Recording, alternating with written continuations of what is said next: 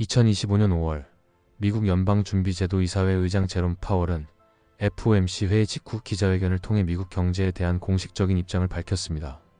그는 회견 서두에서 미국 경제가 여전히 견고하다는 점을 강조하였지만 동시에 매우 중대한 두 가지 위험을 언급하였습니다.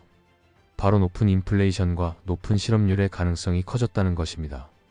통상적으로 인플레이션과 실업률은 서로 반대 방향으로 움직이는 경향이 있습니다.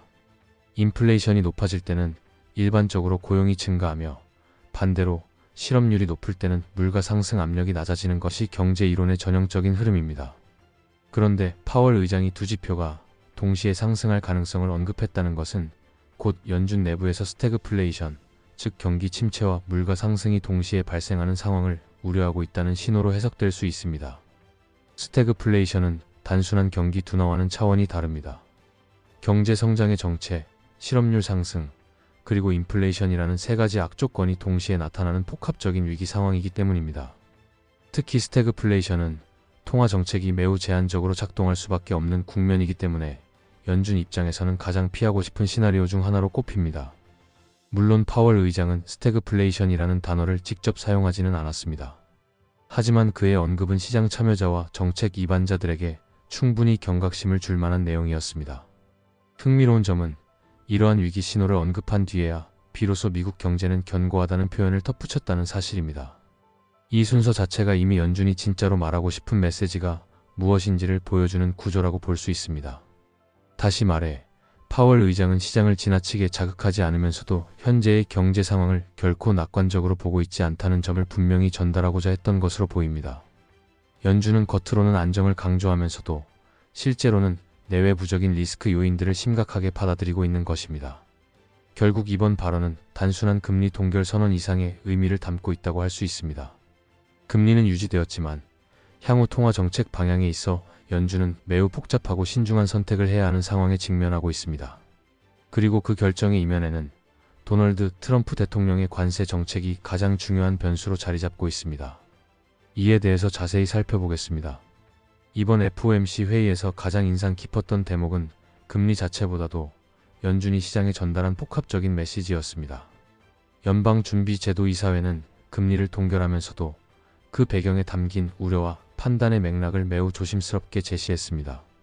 파월 의장은 관세 인상이 경제에 미치는 영향은 여전히 매우 불확실하다는 점을 반복적으로 언급하였고, 그 말은 현재 연준이 미국 경제를 어떻게 바라보고 있는지를 상징적으로 보여주는 문장이라고 할 수 있습니다.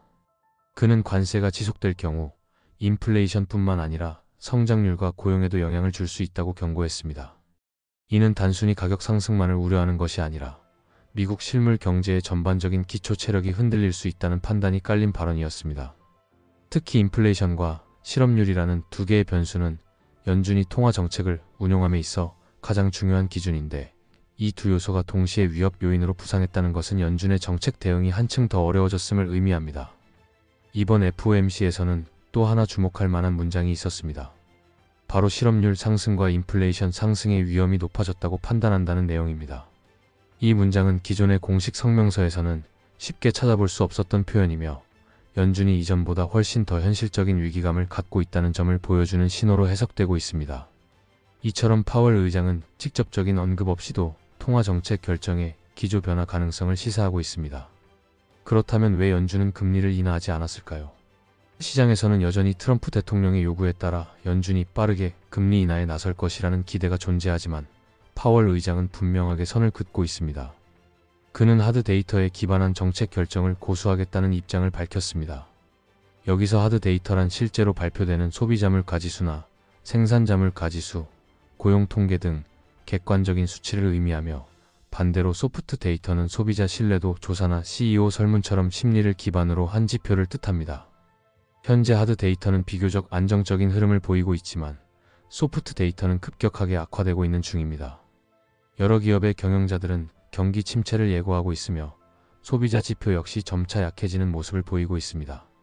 그러나 연준은 그러한 심리적 신호보다는 실제로 물가와 고용의 수치가 꺾이는 것을 보기 전까지는 금리 인하라는 결정을 쉽게 내릴 수 없는 상황입니다. 결국 이번 FOMC는 한마디로 요약하면 조심스러운 유보였습니다. 경제가 흔들리고 있다는 사실은 알고 있지만 아직 대응에 나설 정도의 확정적 증거는 없다는 입장이며, 동시에 정치적 압력에 의해 움직일 의사도 없다는 점을 명확히 한 것입니다.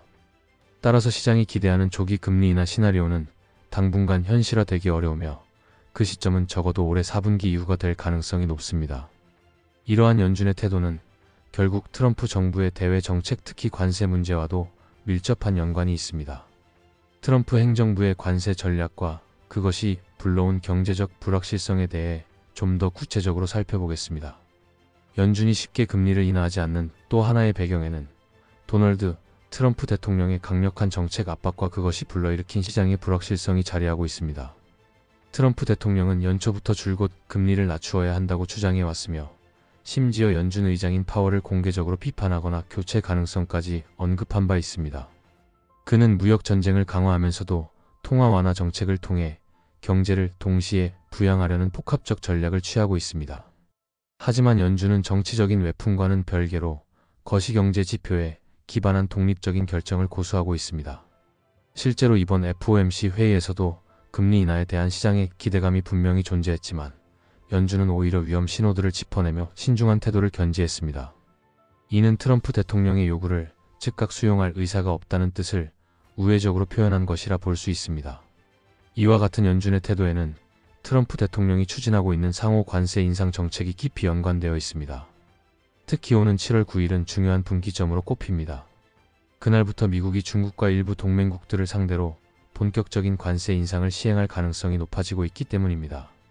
문제는 이 관세 조치의 범위와 강도가 아직 확정되지 않았다는 점입니다.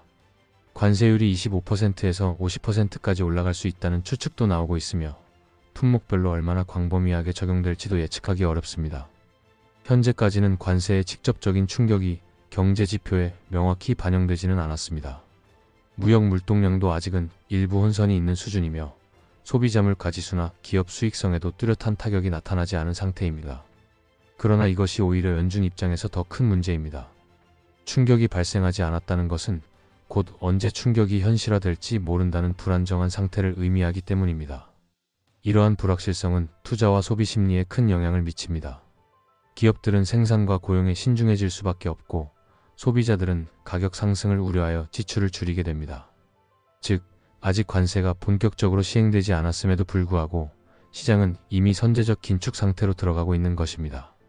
파월 의장은 이번 회견에서 이 같은 상황을 조심스럽게 진단하며 관세 인상이 지속될 경우 인플레이션, 성장, 고용에 모두 영향을 미칠 수 있다고 언급했습니다. 이 말은 연준이 트럼프의 무역 정책이 불러올 충격을 예의주시하고 있으며 이러한 정책이 단기적인 정치적 목적을 넘어 장기적인 경제 안정성을 훼손할 수 있다고 판단하고 있다는 점을 시사합니다. 결국 트럼프 대통령의 관세 정책은 연준에게 있어 예측 불가능한 변수로 작용하고 있습니다. 경제의 핵심 기반들을 흔들 수 있는 정책을 단행하면서도 그 효과가 언제 어디서 얼마나 나타날지 알 수 없다는 점에서 연준의 통화 정책 운용에 심각한 부담을 주고 있습니다. 이러한 이유로 연준은 현재 매우 조심스럽게 그리고 일정 부분 방어적으로 행동하고 있다고 해석할 수 있습니다. 이와 같은 경제적 불확실성 속에서 실제 기업들이 어떤 판단을 내리고 있는지를 살펴보겠습니다. 특히 최근 발표된 CEO 대상 설문조사를 통해 미국 기업 내부에서 형성되고 있는 리세션에 대한 우려와 그 실질적 진단을 자세히 확인해 보겠습니다. 최근 미국 경제에 대한 우려의 목소리는 단지 금융시장이나 학계에서만 나오는 것이 아닙니다. 이제 그 불안의 진원지가 기업 내부로 확산되고 있으며 특히 실제로 기업을 운영하는 최고 경영자들의 평가가 예사롭지 않습니다. 단순한 주가 변동이나 투자 심리를 넘어 미국 경제의 실질적 기초를 책임지고 있는 현장 경영자들이 침체를 체감하고 있다는 점에서 그 의미는 결코 작지 않습니다. CNBC가 발표한 최근 설문조사에 따르면 미국 내 300명 이상의 CEO를 대상으로 한 경제 전망 조사에서 62%가 6개월 이내에 경기 침체가 도래할 것이라고 응답하였습니다. 이는 불과 2달 전인 3월 조사에서 48%였던 응답 비율과 비교해 무려 14%포인트나 상승한 수치입니다. 이처럼 단기간 내에 리세션 가능성을 우려하는 경영자들이 급증했다는 사실은 단순한 경제 불안감을 넘어서 구체적인 경영 환경 변화가 실제로 감지되고 있음을 방증합니다. 더불어 이번 조사에서 기업들에게 특히 타격을 줄 것으로 예상되는 요소로는 트럼프 행정부의 관세 정책이 지목되었습니다. 무려 응답자 중 75%가 관세가 올해 자사 비즈니스에 실질적 피해를 줄 것이라고 응답하였으며 그 가운데 다수는 이미 공급망 혼선, 원가 상승, 수출입 지연 등 다양한 방식으로 그 영향을 체감하고 있다고 답했습니다. 이와 같은 흐름은 단지 수치상 설문 결과에 그치지 않고 글로벌 기업들의 경영진이 직접 나선 발언에서도 확인됩니다. 세계 최대 자산 운용사 블랙록의 최고 경영자 레리 핑크는 최근 인터뷰에서 현재 미국 경제는 이미 마이너스 성장에 진입했을 수도 있다고 말하며 비록 공식적인 경기 침체 선언은 없더라도 실제 체감 경기는 침체와 다름없을 정도로 약화되었다고 진단하였습니다. 그는 또 우리 경제가 지금 경기 침체에 있지 않다고 하더라도 그 문턱에 매우 가까이 와 있는 것만은 분명하다고 경고하였습니다. 이러한 경고의 메시지는 단지 한두 명의 CEO 개인적인 견해로 보기 어렵습니다. 복수의 글로벌 기업 경영자들이 어닝콜이나 투자자 보고서, 대외 발언을 통해 앞으로 6개월에서 1년 이내에 매출 감소와 투자 축소가 불가피할 것이라고 언급하고 있으며 이미 신규 고용을 보류하거나 자본 지출 계획을 조정하는 사례도 증가하고 있습니다. 이제 우리는 질문을 바꾸어야 할 때입니다. 경기 침체가 올까라는 물음에서 언제, 어떤 형태로 올 것인가라는 보다 구체적인 시점과 형태에 대한 고민으로 진입해야 합니다. 시장 참여자들은 금리나 물가 수치에 집중하지만 실제 경제의 방향성을 가장 먼저 감지하는 것은 기업의 매출, 원가, 재고, 수요, 인력 운용과 같은 실질적 경영 지표들입니다. 그리고 그 최전선에 있는 사람들이 지금 목소리를 높이고 있습니다. 이러한 CEO들의 경고가 왜 기존의 월가, 애널리스트들과는 다른 차원의 의미를 갖는지, 그리고 이 차이가 어떤 방식으로 시장을 왜곡시킬 수 있는지를 자세히 살펴보겠습니다. 경기 침체에 대한 우려는 지금까지도 꾸준히 시장에 존재해 왔습니다. 그러나 과거에는 그 우려의 중심에 월가의 애널리스트들이 있었습니다. 그들은 금리 역전, 수익률 곡선의 기울기, 과거 경기 사이클 등의 데이터를 기반으로 경기 침체 가능성을 논의했고, 이는 통상적으로 투자자와 시장 전문가들의 관심을 받는 고급 정보로 취급되어 왔습니다. 하지만 2025년에 들어서면서 경기 침체를 먼저 경고하고 있는 추체는 이제 더 이상 월가가 아닙니다. 바로 기업들의 최고 경영자들, 즉 실제로 기업을 운영하며 매출과 비용, 고용과 수요를 체감하고 있는 현장의 리더들입니다. 이들의 경고는 단순한 예측이 아니라 현장에서의 직접적인 신호에 기반한 판단이라는 점에서 훨씬 무겁게 받아들여져야 합니다. 월가의 애널리스트들은 주로 후행 지표와 역사적 통계를 분석하여 그럴 가능성이 있다는 식의 경고를 내립니다. 물론 이들의 분석은 체계적이고 정밀하며 장기적인 흐름을 예측하는 데 강점을 갖고 있습니다. 그러나 이들은 기업의 내부 구조, 재고 상황, 실제 소비자의 구매 심리 같은 미시적 현실에는 일정한 거리감을 가질 수밖에 없습니다. 반면 기업 CEO들은 현재 시장에서 실제로 무슨 일이 벌어지고 있는지를 누구보다 민감하게 체감합니다. 이들은 다음 분기 또는 그 다음 해의 수익을 목표로 전략을 수립해야 하며 그에 따라 생산량 조정, 비용 절감, 인력 감축 등의 결정을 실시간으로 내려야 하는 위치에 있습니다. 다시 말해 그들의 리세션 경고는 과거 데이터를 해석하는 것이 아니라 미래를 준비하는 과정에서 나오는 생존 전략의 일환인 것입니다. 예를 들어 한 기술 기업의 CEO가 연구개발 예산을 축소하거나 신제품 출시 일정을 미루기로 결정했다면 그것은 단지 보수적인 판단을 넘어서 미래 매출이 하락할 가능성이 높다고 판단했기 때문입니다. 또 다른 기업이 생산설비 투자를 연기하고 자본 지출을 줄이기로 결정했다면 그것은 실제 수요 위축이 발생하고 있거나 그 징후가 나타나고 있다는 뜻입니다. 이 모든 결정은 향후 경기 흐름에 대한 직접적 반응이자 경고입니다. 더욱이 CEO들은 시장의 표면적인 낙관론과는 다른 입장을 보이고 있습니다. 최근 몇 달 동안 주식시장은 강한 반등을 보이며 낙관적인 분위기를 연출해 왔습니다. 특히 트럼프 정부의 관세 유예 발표 이후 투자자들 사이에서는 주식을 사지 못하면 기회를 놓친다는 FOMO, 즉 기회 상실에 대한 공포가 퍼지고 있는 상황입니다. 하지만 이런 투자자들의 감정과는 달리 기업들은 보수적인 자세로 돌아서고 있습니다. 신규 채용을 줄이고 사업 확장을 보류하고 내부 자금을 아끼기 시작한 기업들이 늘어나고 있으며 이는 단지 한두 업종에 국한된 흐름이 아닙니다. 소비재, 기술, 제조업, 물류 등 여러 분야에서 비슷한 조짐이 나타나고 있다는 점에서 이제 우리는 시장의 표면적인 반응보다 기업 내부의 판단을 더 주의 깊게 살펴봐야 할 시점에 와 있다고 볼 수 있습니다. 이와 같은 상황 속에서 연준이 향후 금리 정책을 어떻게 설계할 수 있을지, 그리고 그 시점과 방식이 시장에 어떤 신호로 작용할 수 있을지를 집중적으로 분석해 보겠습니다. 많은 투자자들이 가장 궁금해하는 질문 중 하나는 바로 언제 연준이 금리를 인하할 것인가입니다. 시장은 연초부터 연준이 곧 금리 인하에 나설 것이라는 기대를 품어왔고, 일부 투자자들은 그 시점을 2분기 혹은 3분기 초로 예상하기도 했습니다. 그러나 이번 FOMC 회의와 제롬 파월 의장의 발언을 종합해보면 연준의 입장은 그와는 상당히 거리가 있습니다. 연준 내부에서 공개한 경제 전망 요약, 즉 SEP 자료를 살펴보면 다수의 연준 위원들은 올해 하반기에 2회에서 3회 정도의 금리 인하 가능성을 열어두고 있는 것으로 보입니다. 이는 2024년 말에 있었던 금리 인하 패턴과 유사한 흐름으로 올해도 10월, 11월, 12월 등 하반기 후반부에 몰아서 금리를 내릴 수 있다는 시나리오가 제시되고 있습니다. 하지만 중요한 것은 금리 인하의 이유입니다. 만약 연준이 금리를 인하하게 된다면 이는 물가 안정이 성공적으로 이루어졌기 때문일 수도 있고, 혹은 경기 둔화의 압력이 너무 커져서 어쩔 수 없이 부양책을 가동해야 하기 때문일 수도 있습니다. 이 둘은 겉으로 보기에는 같은 금리 인하이지만 시장에 주는 메시지는 정반대입니다. 특히 이번 시점에서 주목해야 할 부분은 금리 인하의 배경에 트럼프 정부의 관세 정책이 자리할 수 있다는 점입니다. 파월 의장은 관세 인상이 지속되거나 확대될 경우 고용과 성장, 인플레이션 모두에 악영향을 줄 수 있다고 명확히 경고한 바 있습니다. 다시 말해 연준이 올해 하반기에 금리를 인하한다면 이는 경제 회복의 신호라기보다 정책적 충격에 따른 후속 대응 조치일 가능성이 높다는 것입니다. 이러한 상황에서 연준의 금리 인하가 시장에 어떤 반응을 유도할지는 매우 복합적입니다.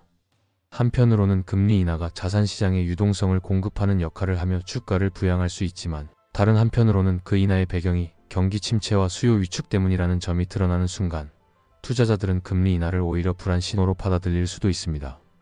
특히 과거 2022년 말처럼 연준이 금리를 인하했음에도 불구하고 시장이 폭락했던 기억은 아직도 투자자들의 심리 속에 남아 있습니다. 현재 연준은 금리 인하를 결정하기 전에 가능한 한 많은 정보를 수집하려고 하고 있습니다. 파월 의장이 강조한 대로 하드 데이터에 기반한 결정이 이루어질 것이며 CPI나 고용지표, 기업 실적, 소비 심리 등의 지표들이 실제로 꺾이는 모습을 보이기 전까지는 선제적인 인하보다는 신중한 유보를 유지할 가능성이 큽니다. 결과적으로 연준의 향후 금리 정책은 단순히 수치만으로는 예측하기 어렵고, 정책 환경, 정치적 압력, 글로벌 공급망 변수, 기업 실적 흐름 등 여러 요소를 종합적으로 고려해야만 가능한 영역입니다. 그럼에도 불구하고 하나 분명한 점은 있습니다. 만약 올해 하반기 금리 인하가 실제로 이루어진다면 그것은 경제가 지금보다 훨씬 더 약화되었음을 의미할 수 있으며, 투자자들에게는 결코 단순한 낙관의 신호가 아닐 수 있다는 점입니다. 이처럼 복잡한 상황 속에서도 시장이 여전히 낙관론을 품고 있는 이유와 그 이면에 숨어있는 포모 심리의 위험성에 대해 살펴보겠습니다. 이번 FOMC 회의와 제롬 파월 의장의 발언, 트럼프 행정부의 관세 정책, 그리고 기업 최고 경영자들의 경고까지 모든 흐름을 종합해보면 현재의 시장은 복잡한 변곡점 위에 서 있다고 볼 수 있습니다. 표면적으로는 안정적이지만 이면에서는 크고 깊은 균열이 서서히 벌어지고 있는 시기입니다. 파월 의장은 직접적으로 스태그플레이션이라는 단어를 언급하지는 않았지만 높은 인플레이션과 높은 실업률의 리스크를 동시에 언급하였고, 이는 곧 미국 경제가 가장 경계해야 할 국면으로 접어들 가능성을 내포하고 있습니다. 여기에 더해 트럼프 대통령의 관세 정책은 그 강도와 시점이 불확실하여 연준조차도 통화 정책을 유연하게 설계하기 어려운 상황에 처해 있습니다. 한편 기업들은 이미 체감 경기를 기준으로 조용히 후퇴하고 있습니다. 생산 조정, 자본 지출 축소, 고용 동결 등의 움직임은 단순한 방어적 경영 전략을 넘어 중장기적인 수요 위축을 전제로 한 판단입니다. 특히 미국 주요 기업의 CEO들이 리세션 가능성을 강하게 언급하고 있다는 점은 투자자들에게 있어 단순한 우려가 아닌 실질적인 경고로 받아들여야 할 메시지입니다. 이와 같은 상황에서 연준이 금리를 인하하게 되더라도 그 조치가 반드시 호재로 작용할 것이라는 보장은 없습니다. 금리 인하가 곧 경제 회복을 의미하는 것이 아니라 오히려 경기 침체의 확인과 대응이라는 점에서 시장은 그 신호를 부정적으로 해석할 가능성도 충분히 존재합니다. 특히 과거에도 금리 인하와 동시에 주식시장이 하락한 사례는 적지 않으며, 지금처럼 시장이 착시 상태에 빠져 있을 때는 그 충격이 더 클 수 있습니다. 따라서 지금은 투자자에게 있어 가장 중요한 시점이라고 할 수 있습니다. 무언가를 새롭게 사거나 성급하게 뛰어들기보다는 오히려 관망하고 기다리는 자세가 장기적으로 더 안전하고 현명한 전략이 될 수 있습니다. 지금은 아직 모든 것이 결정되지 않은 시기이며 연준의 움직임도, 트럼프의 정책도, 기업의 실적도 모두 불확실성 속에서 제 방향을 찾아가고 있는 중입니다. 결국 시장은 움직일 것입니다. 하지만 그 방향이 위로 갈지 아래로 꺾일지는 지금 이 순간에 섣불리 단정할 수 없습니다. 그러나 분명한 것은 있습니다. 지금은 냉정하게 판단하고 필요한 경우 과감히 멈출 수 있는 용기가 오히려 가장 강한 투자 전략이 될 수 있다는 사실입니다. 영상을 시청해 주셔서 감사합니다. 구독과 좋아요 부탁드립니다.